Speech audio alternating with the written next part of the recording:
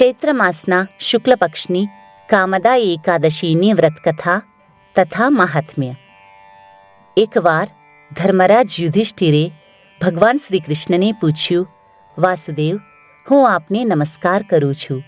મને એ કહો કે ચૈત્ર સુદ એકાદશીનું શું નામ છે? એની વિધિ શું છે?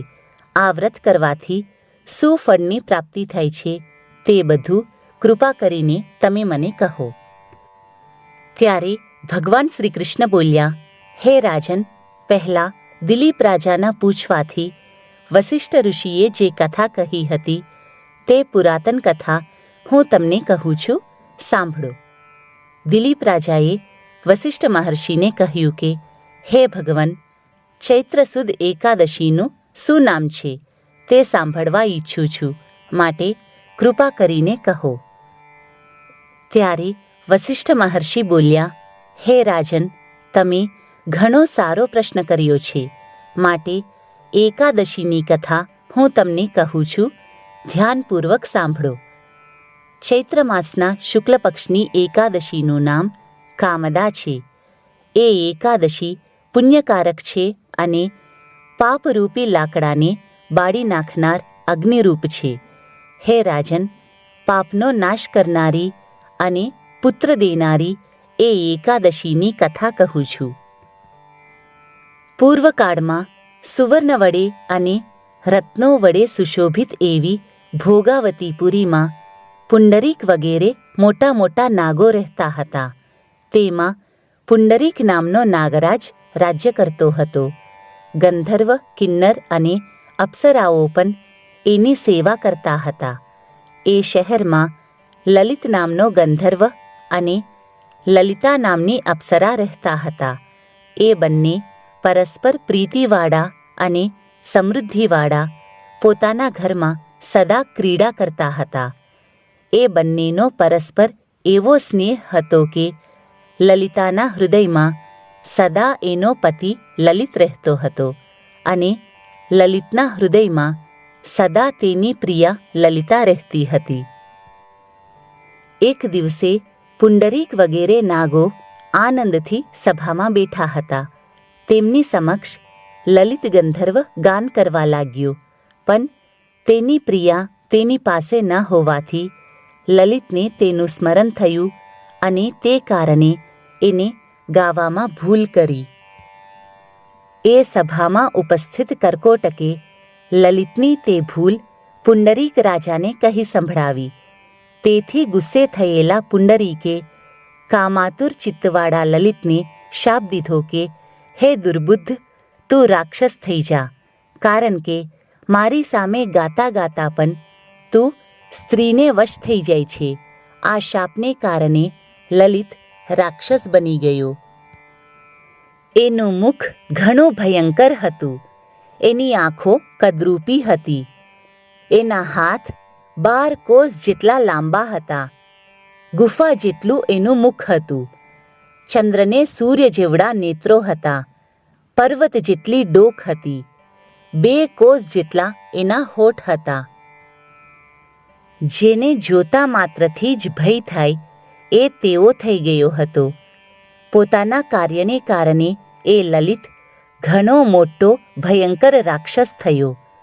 પોતાના પતિને રાક્ષસ થયેલો જોઈને લલિતાને ઘણું દુઃખ થયું કે પતિ શાપથી પીડાય છે, તો હું શું કરું, ક્યાં જાઉં? આવી રીતે તે ચિંતા કરવા લાગી. પછી જ્યારે કોઈ પણ પ્રકારે તેને સુખ ચેન ન થયું ત્યારે લલિતા મનમાં વિચાર કરી પતિ સાથે ઘોર વનમાં ચાલી ગઈ.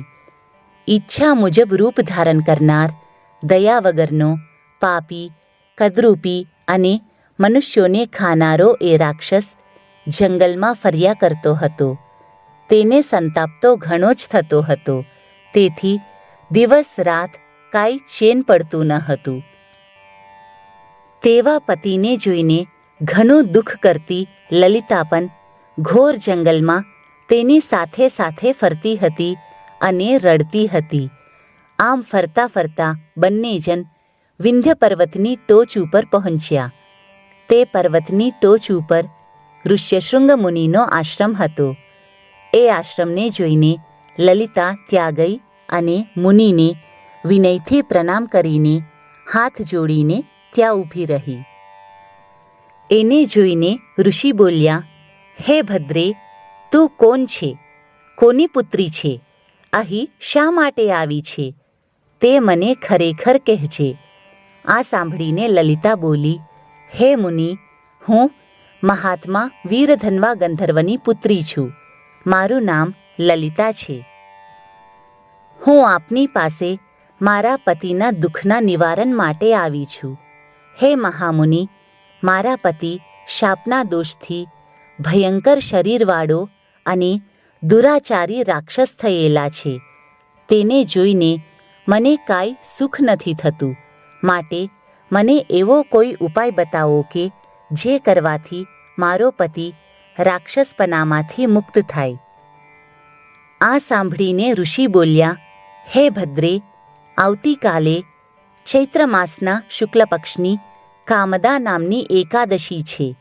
આ એકાદશી બધી કામના પૂર્ણ કરનારી છે.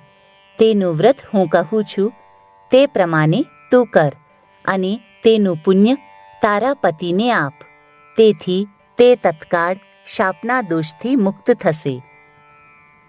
મુનિનું એવું વચન સાંભળીને લલિતાએ એકાદશીનું વ્રત નિયમપૂર્વક કર્યું અને 12ને દિવસે મુનિની ઉપસ્થિતિમાં વાસુદેવની પાસે પોતાના પતિના ઉદ્ધાર માટે કહ્યું કે મેં જે કામદા એકાદશીનું વ્રત કરેલું છે તેના પુણ્યના પ્રભાવથી મારા પતિનું પિશાચપણું છૂટી જાઓ.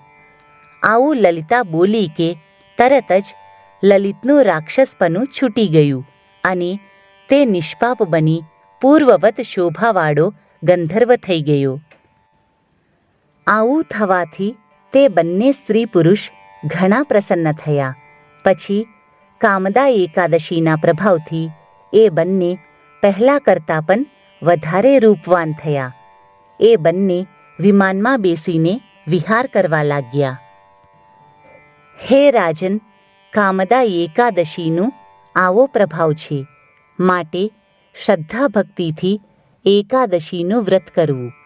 હે રાજન, લોકોના કલ્યાણ માટે બ્રહ્મહત્યા વગેરે દોષોને દૂર કરનારી અને પિશાચપણાનો નાશ કરનારી એ કામદા એકાદશીની કથા મેં તમને કહી સંભળાવી. સ્થાવર જંગમાત્મક એવા ત્રણેય લોકમાં આ એકાદશીથી ઉત્તમ બીજું કાંઈ નથી. આ કથાના પઠનથી કે શ્રવણથી વાજપેયી યજ્ઞનું ફળ પ્રાપ્ત થાય છે.